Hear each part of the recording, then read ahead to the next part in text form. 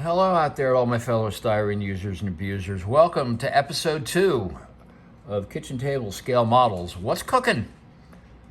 Well, I'll tell you what's cooking, or at least what's on the menu. I've got this old vintage kit that I've started a while ago, and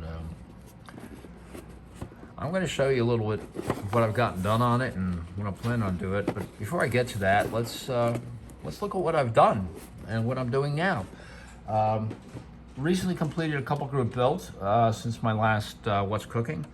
This is the Galaxy Limited 47 Chevy Fleetwood.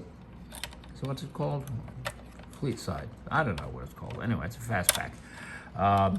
47 Chevy did is kind of a mild custom. There is a full build video on this on my channel. If you want to go watch it, go watch it. If you don't want to go watch it anyway. You'll be happy you did. Fun group build. Love these kits. If you've not built any of these Galaxy kits, you really need to. They are absolutely excellent. Some of the best kits being done. Some of the best kits I've done in ages. They are right up there with Tamiya quality. They go together beautifully. They look wonderful. I just wish they did more than 47 Chevys, but I'm beginning to love 47 Chevys, so that's not a big problem. Next up, we have, this Chevy was done for the Left Coast scale models. I'm sorry, Time Machine scale models, fat fenders, fins and chrome group build. Next up, another group build. 63 Corvette was done for Left Coast scale models. Group build. Challenged us to do a kit that was instrumental for getting us into the hobby. This car, the 63 Corvette, and this kit were life-changing to me. The first time I saw a 63 Corvette, I about jumped out of my skin. That was when I first was beginning to notice cars. I was 11 at the time. And if you want to know why I chose to build this, you're going to have to go watch the video. Again, I've got a video up on the YouTubes. That was the Left Coast scale models. Build a car that's memorable to you. Group build. Next up, I've got a Rolls Royce that I'm building. Those of you who've seen this kit, I started with this, and then it kind of took a bad turn. This is a 1982 reissue or release of this kit, and I like to get my frames when I get a multi-piece frame. I like to pre-assemble a lot of my pieces and then spray them all at once. I like being able to glue bare plastic rather than play with paint. Well, I put this one together, and I must not have been paying attention because all of these 3 cross members, 1, 2, 3, each one of those are installed upside down. And I installed them with testers or Tamiya extra thin that absolutely welds these pieces together. There was no way in hell that thing was coming apart. So I did what all good modelers do. I jumped on eBay and found this for 25 bucks. It's complete, an original. Come on, wake up right here. Focus, focus, focus. Yeah, this is a 1972 issue. Big difference. Besides being molded in black instead of Kermit green, the quality of the plastic is much nicer. It's easier to work with. It's kind of softer plastic that Monogram used to use, whereas the green is a very brittle plastic that kind of became common in the late 70s when petroleum prices went through the roof. Those of you who are old enough to remember that. So I'm glad I got the black one, and that one's coming along well. I got the frame together. I've got frame together, got pretty much everything in primer. Here's what the frame is supposed to look like. You can see the difference here in those cross members. Yep, I sure did screw that one up. Primed with Gunzi Sangyo, I think 1500 or 1000 primer. Body, I decided on this one, I am not going to have opening doors. I just find opening panels not worth the aggravation, frankly. They never fit right, they never look right, and they always break. So I decided I'm gonna just glue all the doors and the opening panels in. I gotta clean up the body lines on this a little bit. the parting lines there, but that's coming out nice. Again, the paint on that is really nice. Engine is going to be, I've got this painted, primed in all-clad primer and masked. All of the engine pieces on this car are some variation to a shade of bare metal. So I'm using all-clad on all the engine pieces. Probably overkill for a shelf model, but what the heck. So this is masked, ready for aluminum. I took advantage of the fact that I had an extra kit and was playing around. Decided to do a mock-up for two reasons. Number one, I wanted to make sure I had compatibility with the paint. You can see this red. All right, I sprayed the yellow first. The yellow is, no, I'm sorry, I sprayed the red first. The red is Gunzi Sangio Mr. Color Wine. And I didn't have much of this, and I want to thank the folks at Hobby Works in Laurel, which is my closest hobby shop, but it's about 45 miles away. Ordered these on Thursday, and they came Saturday. So they're check out Hobby Works online. They ship everywhere. But anyway, this is the body color I'm going to do, the wine, and then this mold line, this trim line that you see here is going to be done in Dodge R-Code Yellow from Scale Finishes.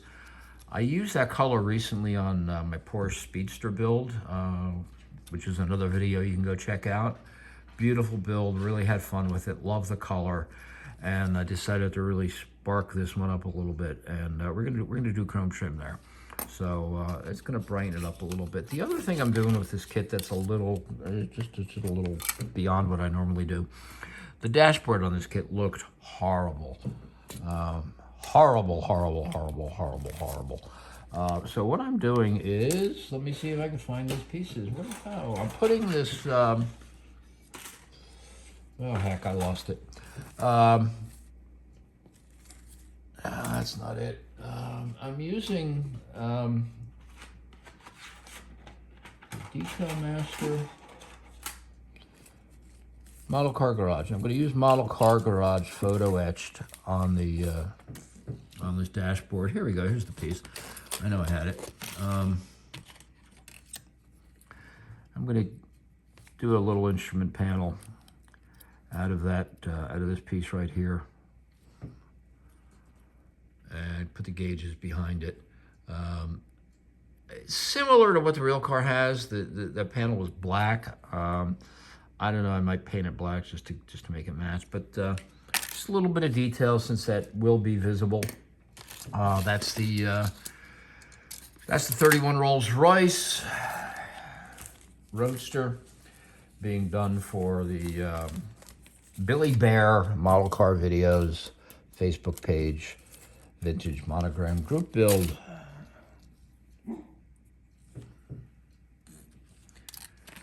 Okay, that's that. Next up, I got a 40 Ford I'm working on. This 40 Ford is being done for the Maryland Automotive Modelers Association. That's MAMA. Mid-Atlantic NNL show in May. One of the themes for the build for the show is long roofs. So I'm doing a sedan delivery. Did a little video on this a few weeks back, just showed a little bit. I'm doing a couple things with this one. I've decided I'm going to use a wood truck bed kit from Detail Masters. I did this. I used this on my 55 Ford group build, and I really like the way it came out. I have one more of them. The one I used on the Ford was a mahogany. This is birch or something. Basswood right here. I have been all over the internet. I'm on the internet almost every 2 or 3 days looking for these things because I really would like to pick up a couple more. They're really fun to work with. They're easy to work with, and they're beautiful. In fact, the wood that I'm using for the dashboard on the rolls was left over from the other Detail Master mahogany kit that I used on the Ford, and you can see the leftover mahogany sitting in there. So that's that. Put a little filler panel in the back. The body did come with a filler panel back there, but I didn't like it. It had a not a reasonable facsimile of a spare tire. The other thing I'm gonna have to figure out is, even though this comes with an opened rear door, there is absolutely no means or method for attaching it.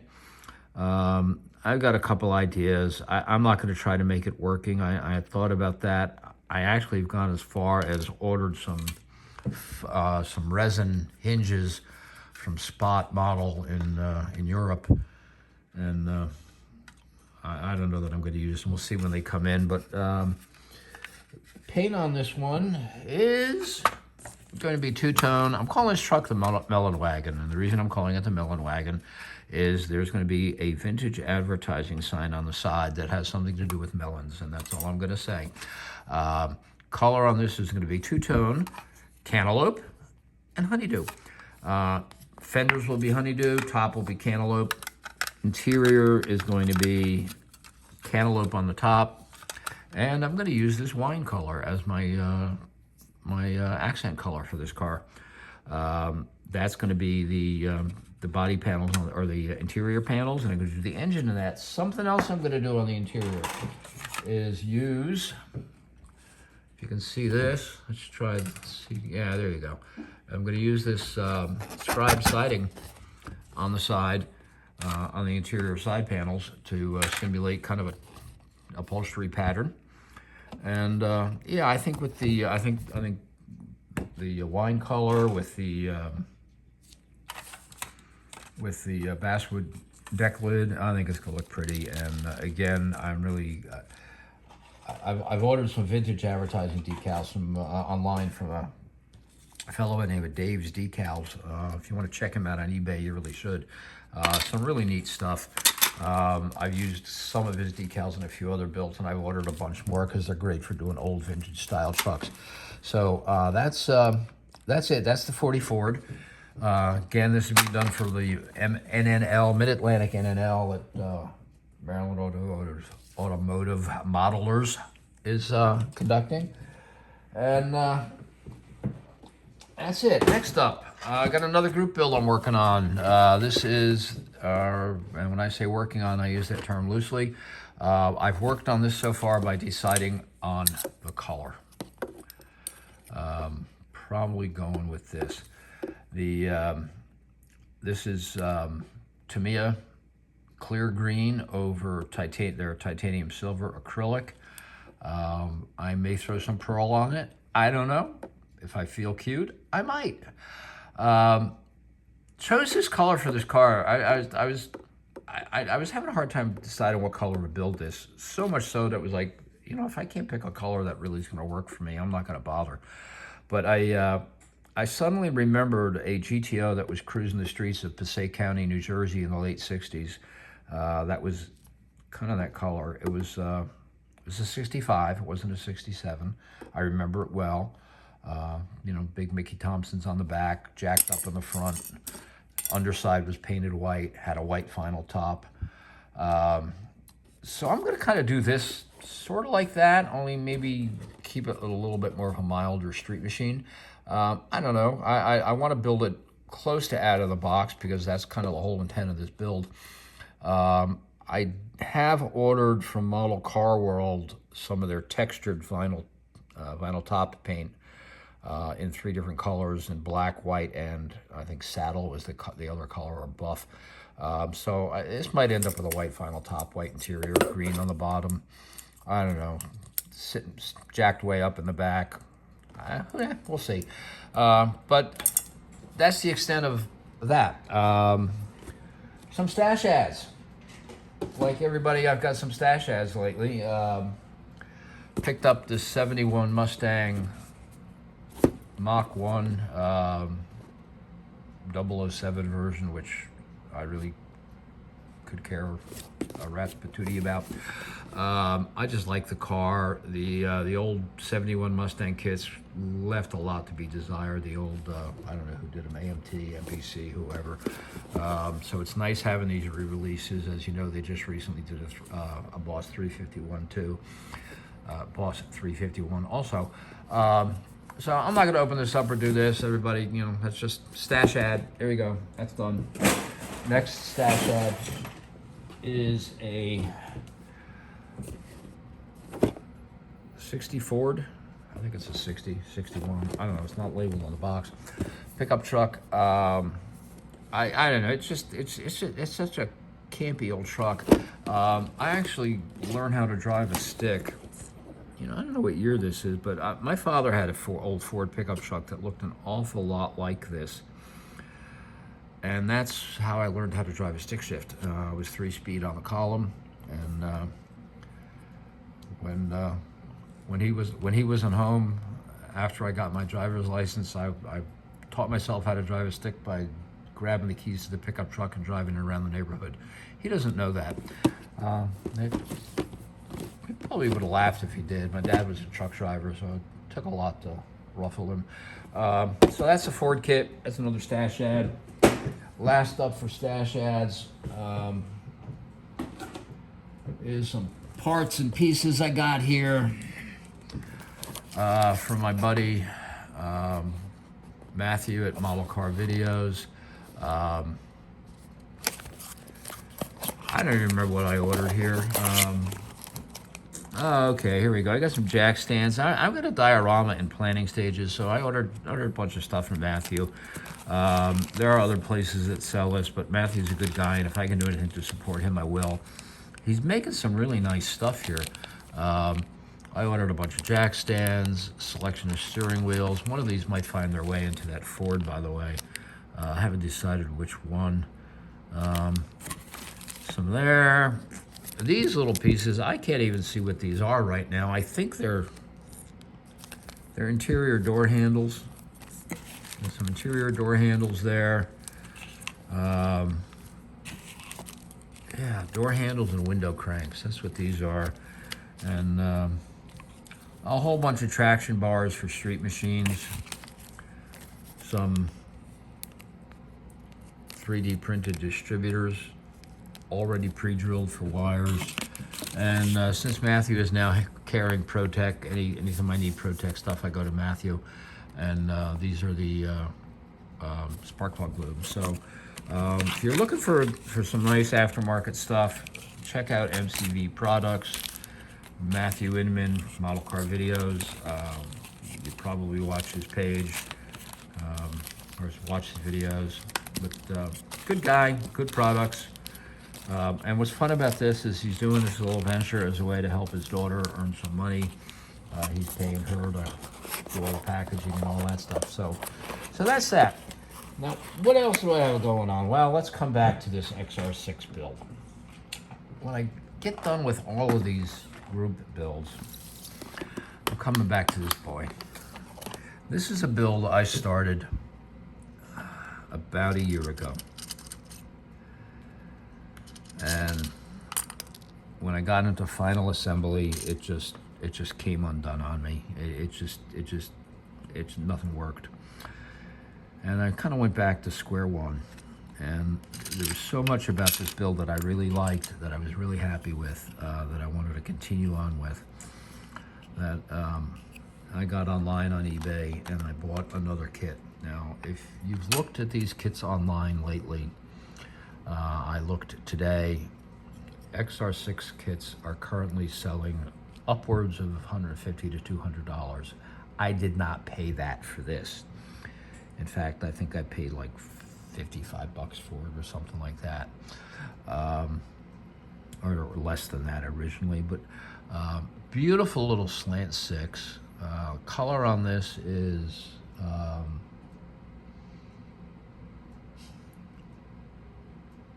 Tamiya metallic orange over silver.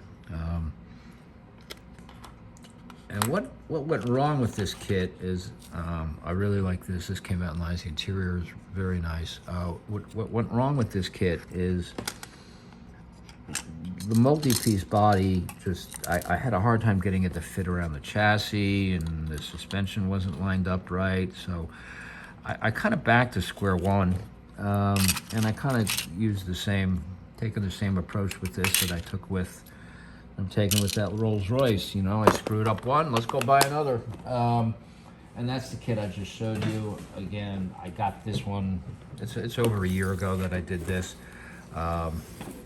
This is what the kit looks like. If you've not built this kit, just a little bit on this kit. I'm not going to open it up and look at it, but you know, it's all packed up. But one interesting thing about this kit, this car, this XR6, I remember reading about in Hot Rod magazine when I was a kid. This was one of the first AMT double Model T kits that. This might have been the first, but they did a lot. They did a bunch of these. This is the only one I think that's never been reissued, which is a shame because the XR6 was a beautiful little car.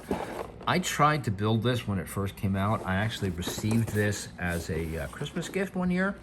I think that car was the 62 or 65 or something like that. America's Oakland Roadster Show which was then the America's Most Beautiful Roadster, I guess. But anyway, I tried to get this together back then and never could. Tried to get it together in 2022 and couldn't.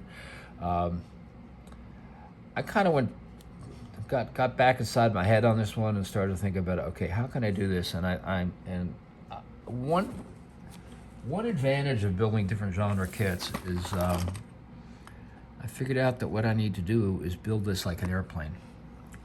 If you built aircraft kits, you know what you do is you completely assemble and finish the interior, assemble the fuselage around it, mask it off, and then paint the body or the fuselage. That's how I'm going to do this. And I'm motivated now to do a little better job than I did originally. I don't have a lot of work to do on this yet, but I definitely would like to get this finished soon.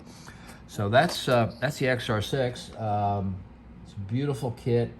If you could find one of these, if you've never built one of these kits or never had one of these, and I'm sure a lot of the old timers have, but you young kids, if you've never built one of these, it's a great little kit. The engine is gorgeous. It's a beautiful little car. They're still out there on eBay. Again, eBay prices are peaking around $200 for this thing and up. But I'm sure if you find one at a swap meet, it'll be less than that. I picked this one up, like I said, about a year ago after I screwed up the first one. And I looked this morning on my eBay account and it was $55. So that's it. That's what's cooking at Kitchen Table Scale Models. Got a lot going on. The group builds have been very motivating, but at the same time, they've been a little frustrating because they're keeping me away from building some builds that I want to get to, not the least of which is the XR6, which I just shared. I also have a Johan Shirley Shahan 69 AMX Super Stalker that is sitting on my shelf of shame right now that needs to be finished. I got a few other ones I want to get up there and get finished. Yeah, there's some kits I want to build because I want to build them for me, not for group builds. Although I take nothing from group builds. I enjoy the camaraderie. I enjoy it. It helps me to stay motivated because I kind of feel like I'm accountable to other guys on getting the group builds done. So with that, I'm going to thank you all for watching. This went a lot longer than I expected. I hope you stuck with me. If you didn't stick with me, you're not hearing what I'm saying right now, so it really doesn't matter what I say. But if you are here, please comment. Let me know you watched it to the bloody end. That would really that would make me feel good. And check on back. I'll be doing a couple other videos. I got some other ideas that I'm going to do. I think I want to do a video kind of featuring some of my old builds that I've done. I've got some old builds that are in my rebuilder shelf because they need some work. They were started or completed and got broken or thrown in a box, and now they need to be cleaned up. Not the least of which is an original MPC 71 Trans Am. 70 Trans Am? 70 and a half, I guess. Trans Am that I built somewhere around 1971. I have a number of kits that I started a long time ago that I'd like to pull out and get going on. I think I've got a 65 Grand Prix floating around somewhere, or 67, something like that. So yeah, I got some old kits I want to get back on, and just having fun, living the dream. Thank you all for watching. If you like this video, please do hit like. If you like it a lot, subscribe. If you don't like it, why did you watch it this long? Yeah, thanks. We'll see you again.